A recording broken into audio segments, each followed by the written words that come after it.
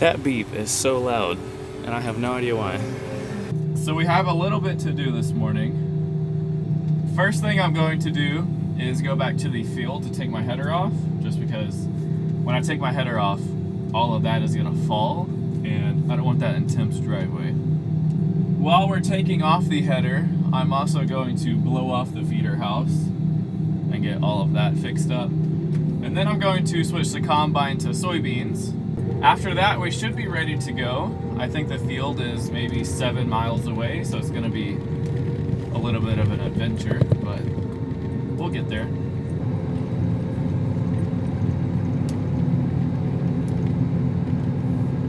Well, the leaf blower died about halfway into me blowing off my feeder house.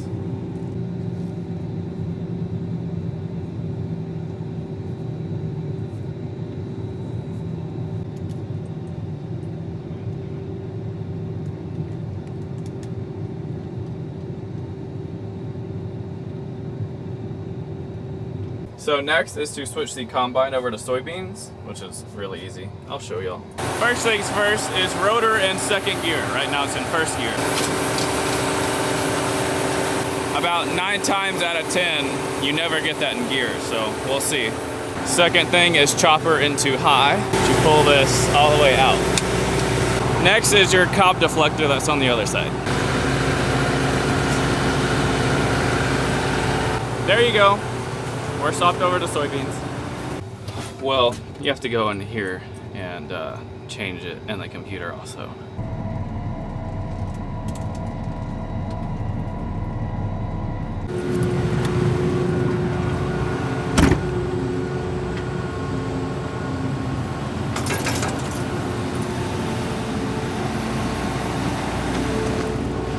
Some guy was asking in the comments how we strap our header down. Just to go from field to field, we put a hook right here, go down, go over the beam, under the beam, back up, and back right here. We've done that for as long as I can remember. It's never been a problem. And then for transport days, we put the ends on, which we don't do that from field to field.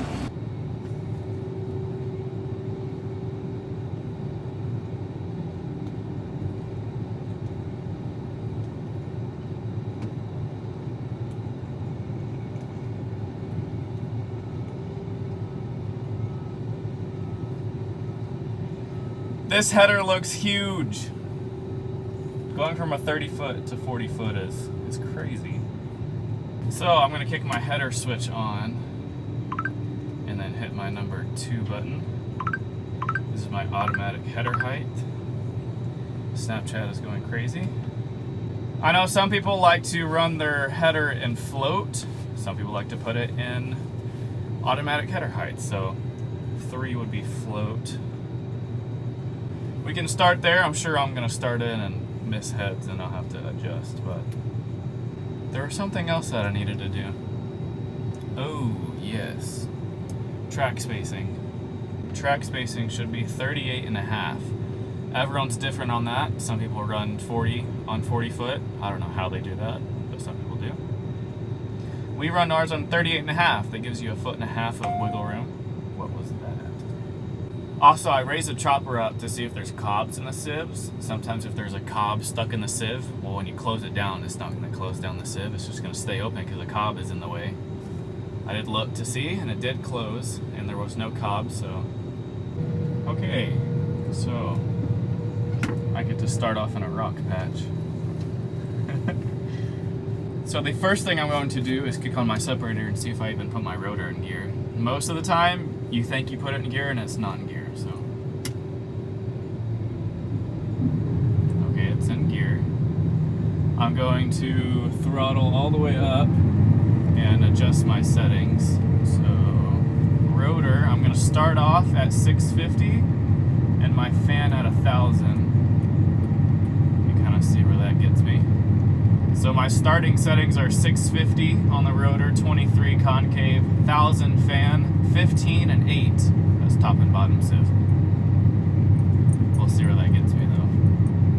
Y'all are about to witness my very first time cutting beans. Let's see if I can't fill the header full of dirt.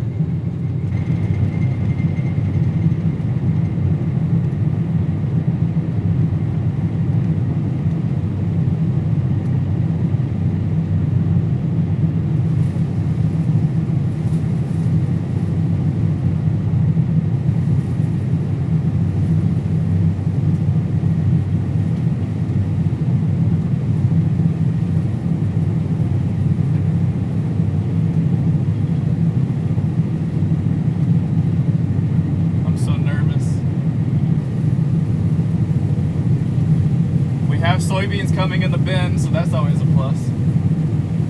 Well, I've learned really quick. Do not go fast in beans.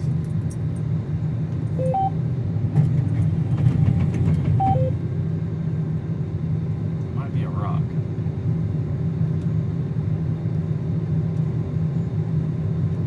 I'm just moving my center adapter.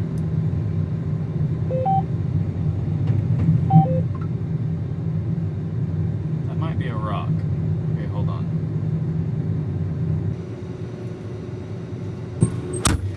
Just kidding. There is a lot of green stems in there.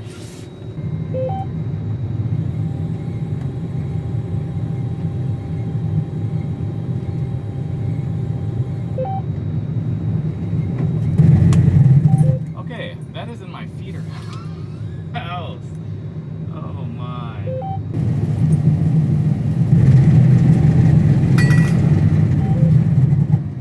Oh my gosh. I mean, being plugged up in reverse, that's crazy. I've never seen that.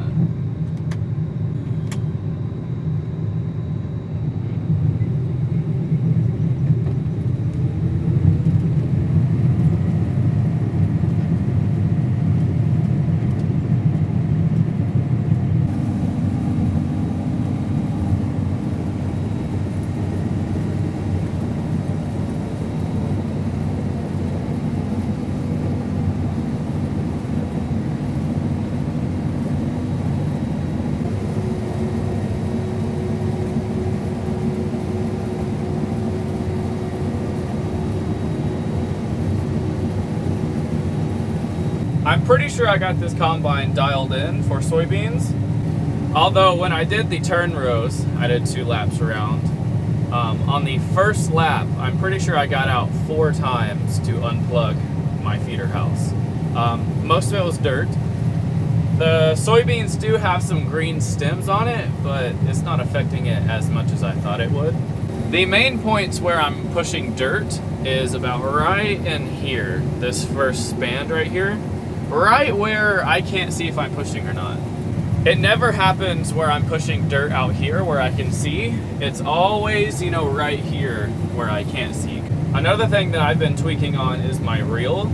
You don't want it to run too fast and you don't want it to run too slow. If it runs too slow, you plug your sickle. That's what I've learned. And if it goes too fast, you shell it out. I've also learned. The best reel speed that I've found so far is automatic reel speed. So if I go faster, the reel spins faster. If I slow down, it'll go slower. But I set my minimum to 20 because anything under 20, it'll plug my sickle. At least that's what I found. But right now it's on automatic mode. So your fingers are supposed to be moving the exact speed of ground speed. So all it's really doing right now is to, when it cuts it, throw it onto the draper belt, and that's really it. It's not trying to, you know, go over there and grab it. And it's also not slow enough where it'll come down and push the plant, if that makes sense. I have learned one thing. There's got to be spikes on here. I think on the end. Oh my, that's like walking through briars. Man, there's a little bitty pointy thing on the end of that. That thing will get you. There is some header loss, which I don't have a air reel, so really can't help the header loss that much. There's not really much to do about header loss. I mean, you can tell by the way that there's beans on the sickle bar that there's definitely header loss. So there's nothing really you can do about that. So there's header loss. Can't really tell what the combine's doing because you don't know what is what. Now there is a little, what do you call it? Little table that you throw under there when you're harvesting. And then, you know, obviously the stuff that comes out the back will fall on top of the tray, but I don't have that, nor do I know who sells that, so I don't know. We're just gonna have to roll with it.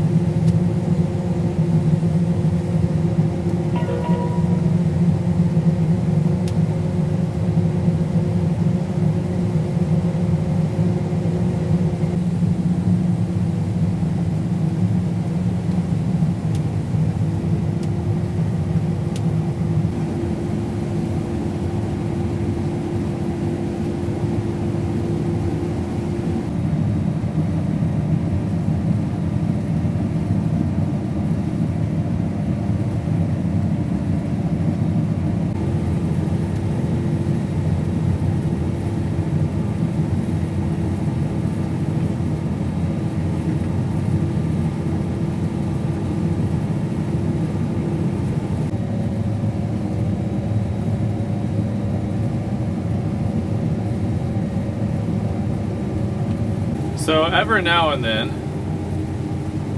yeah, you see it bunching up right here. I'm pretty sure I have a broke section. It should start doing it right in here. Yeah, there it goes again. Okay, I'm pretty sure I have a broke section. We're gonna go attend to that.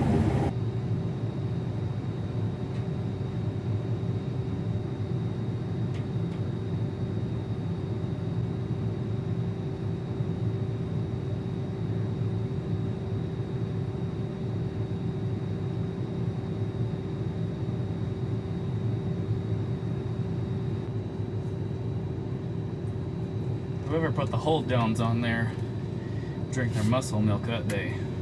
Goodness.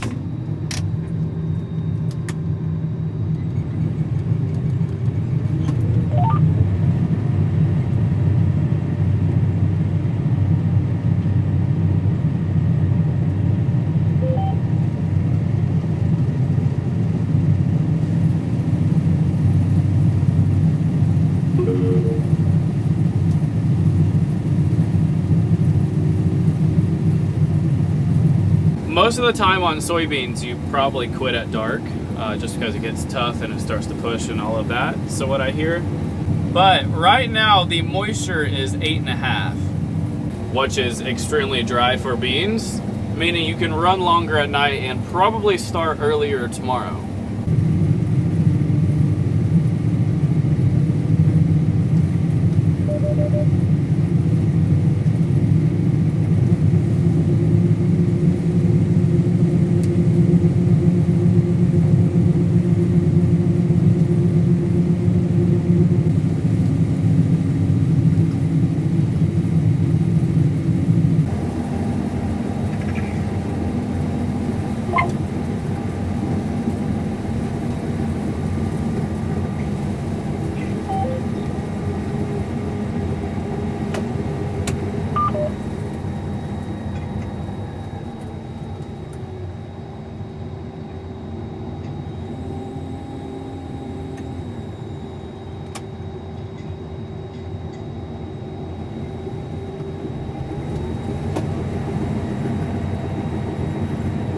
Yeah, we're not going to talk about what just happened there at the end.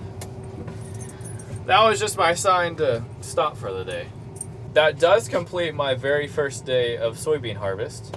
I think I got out to unplug my feeder house 5 times, I think. So that's pretty humbling. I have changed 2 sections. I recorded one, and then the other one was in the turn rows. Other than hitting a dirt mound here and there, and it's starting to push at night, soybeans are okay. I'd still much rather cut wheat. Wheat is still by far the best crop to cut. That is probably the smoothest crop anyone can ever cut is wheat. So, but that is going to be it for today's video. Thank y'all for watching, and I will see y'all tomorrow.